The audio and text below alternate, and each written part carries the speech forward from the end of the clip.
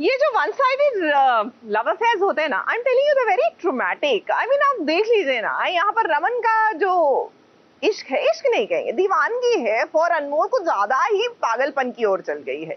यहाँ तक कि जबरदस्ती मांग भरना चाहते हैं। लेकिन चिंता मत कीजिए, हमारी अनमोल भी रणचंडी के रूप में आ गई है।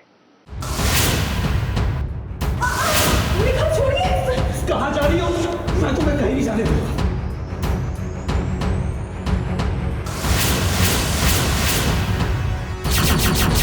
तुम्हें मेरा होना होगा अनमोल। रमन जी, आपको पागल बना रहे हैं।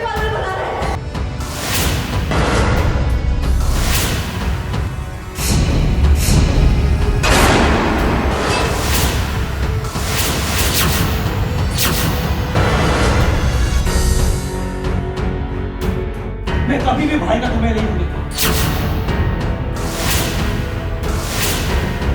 प्यार में अंधे होकर अक्सर लोग कुछ ऐसा कदम उठा लेते हैं जिसके अंजाम से वो खुद बेखबर होते हैं। और ऐसा ही कुछ पागलपन आज रमन पर भी छाया है, जो अनमोल को पाने के लिए सारी हदें पार कर देता है। वो ना सिर्फ अनमोल को शादी करने के लिए कहता है, बल्कि जबरदस्ती उसके मांग में सिंदूर भरने की कोशिश भी करता है। तुम्हें मेरा होना होगा अनमोल। रमन जी, आपको पागल बना रहे हैं। हम कह चुके हैं आपको कि हम आपसे प्यार नहीं करते, तो फिर क्यों जबरदस्ती कर रहे हैं?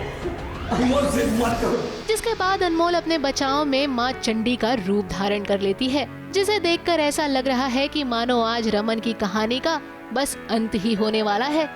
जैसा कि आप सबको पता है कि ये अब रमन अनमोल के लिए पागल हो चुका है।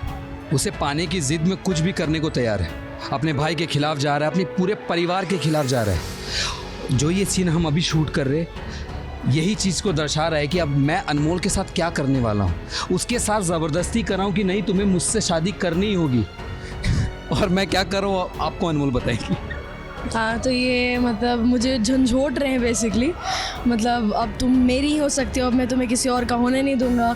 और फिर इन्हें बहुत जलन होती है जब भी मैं रजत जी के बारे में बात करती हूँ, तो उस गुस्से में और ये मतलब मुझे बार बार ये मुझे बोल रहे हैं कि तुम मेरी ही होगी, मैं तुम्हें किसी और का होने नहीं दूंगा। एंड उसी गुस्से, उसी ड्रामे के चलते हमें चोट लग जाती है। एंड फिर सिंदूर उठा लेता हूँ, ज़बरदस्ती इसकी मांग भरना चाहता हूँ, लेकिन ये अपनी मांग भरने नहीं देती है मुझे। एंड उस गुस्से में मैं त्रिशूल उठाती हूँ इनके ऊपर और फिर बोलती हूँ कि अगर आप मेरे पास आ गए तो फिर मैं आपको।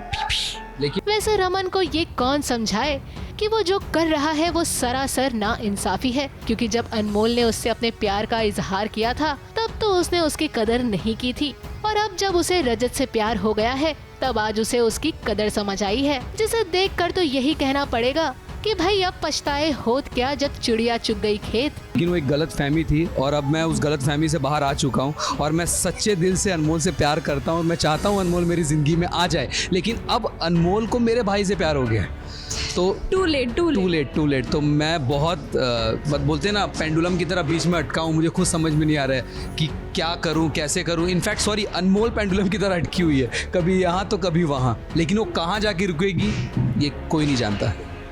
वैसे आज तो जैसे तैसे अनमोल ने अपने आप को बचा लिया, लेकिन रमन को देखकर तो यही लग रहा है कि अब वो अनमोल को पाने के लिए कुछ भी कर सकता है, किसी भी हद तक जा सकता है।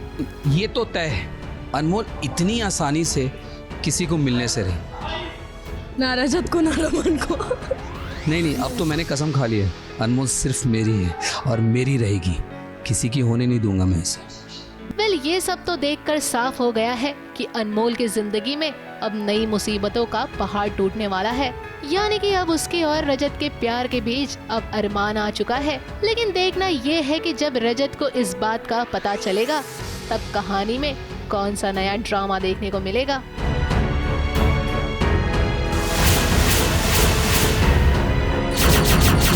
कैमरामैन सुजीत मिश्रा के साथ एबीपी न्यूज रिपोर्ट।